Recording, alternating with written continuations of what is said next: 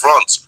I express my appreciation to the entire people of Israel, to the army of Israel, to the reserves officers and soldiers who are now in the front for more than 2 years.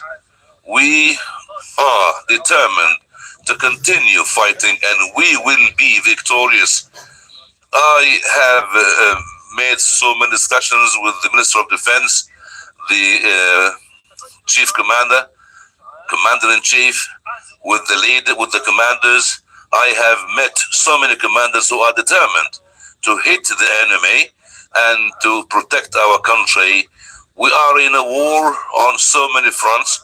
We are hitting Iran and their affiliated groups. You've been listening to the Israeli Prime Minister Benjamin Netanyahu.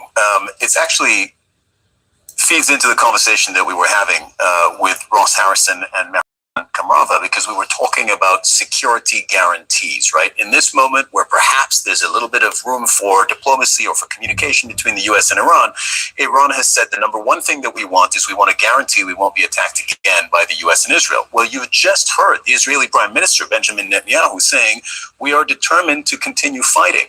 So Ross, is there, if Donald Trump were to make some kind of deal with Iran, and we don't know what that would look like, would he be able to impose that deal upon Israel? Would he be able to force Israel to stop fighting? He might be able to impose his will on Donald Trump. I'm sorry, Trump may be able to impose his will on Bibi Netanyahu relative to Iran. I don't think he'll be able to do it with respect to Lebanon, because the United States is adding firepower to Israel's ability to conduct a multi-front war. And if the United States would pull back, I don't believe that Israel, for very long, could continue that battle. Plus, I think Donald Trump, in many ways, is more popular in Israel than Bibi Netanyahu is. So I think it would be very, very difficult for Israel to continue the front, continue the battle, if in fact Donald Trump says there's a ceasefire or there's an end to the conflict. And the same question that I was asking Mehran just before we took that live. What could security guarantees look like? I'm yet to see what that actually looks like in real life. Yeah, there's a couple pieces to this, and I've been struggling with that too. I think we all are, right? The same kind of question. I think a couple things. One is how the Iranians leave this battle, leave this war. So remember, the Iranians, for the most part, saw security prior to October 7th of 2023, when Hamas attacked Israel. They saw security being provided by their militias. It was sort of a guerrilla-style poor man strategy for supporting militias all surrounding Israel and surrounding the region. And they thought that gave them deterrence. After October 7th, they became a liability. So I think the Iranians have to reconfigure that now, and I think they're seeing a couple things. One is they'll have to figure out whether the nuclear issue, how important that is in terms of creating deterrence, whether that's something they want to give on at all. But the other thing I think they've realized is that the Strait of Hormuz is clearly a major asset they always knew existed, but I think that's something they believe will create a certain amount of deterrence. So I think there's two pieces. One is, what are the facts on the ground? How much deterrence has been created? Because deterrence is also important to create. It's as important as a security guarantee. They may not get a formal security guarantee, but if they believe they've created enough chaos, and have a continued threat of potentially closing the strait should the conflict come back to them, that may be enough. I don't know. So this could be key, because you're essentially explaining that there's a sliding scale from, at one end of it is a formal security guarantee. We don't know what that looks like. It's Iran. It's what Iran says it wants, but we're not sure that could really exist in a formal way. But you've explained on the lower end of that scale, there's deterrence.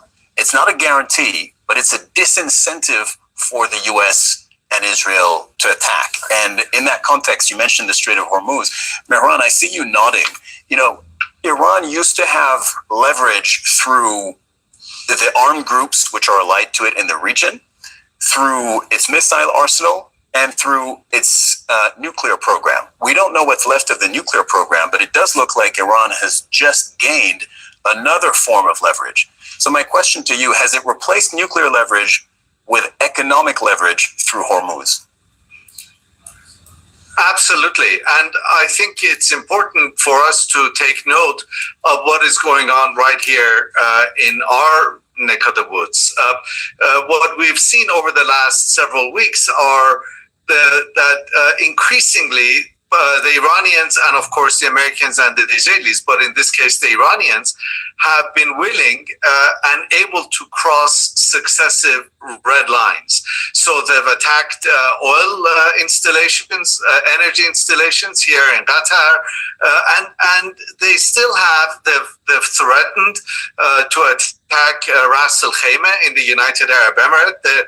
Their attacks across the region continue unabated, and although those attacks have decreased in numbers, they've become increasingly more accurate, and we've seen that now they've been able to inflict major damage in military bases in Saudi Arabia, American military bases in Saudi Arabia, and so that is another source of leverage that they have, and by and large, except for the attack on Qatari energy facilities, they haven't hit regional energy installations yet.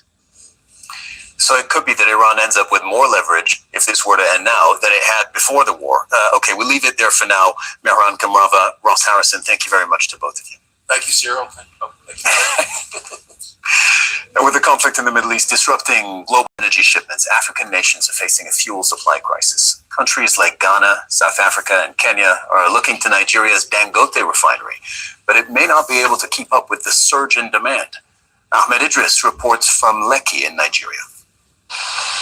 Sprawling across 2,600 hectares, the Dangote refinery was built to help end Nigeria's reliance on imported fuel. But today, this 650,000 barrel per day giant is being asked to do much more. Shipping disruptions caused by the war in Iran have throttled nearly a fifth of the world's energy flow. With Middle Eastern supplies diverted or delayed, Africa is feeling the squeeze and looking for a lifeline closer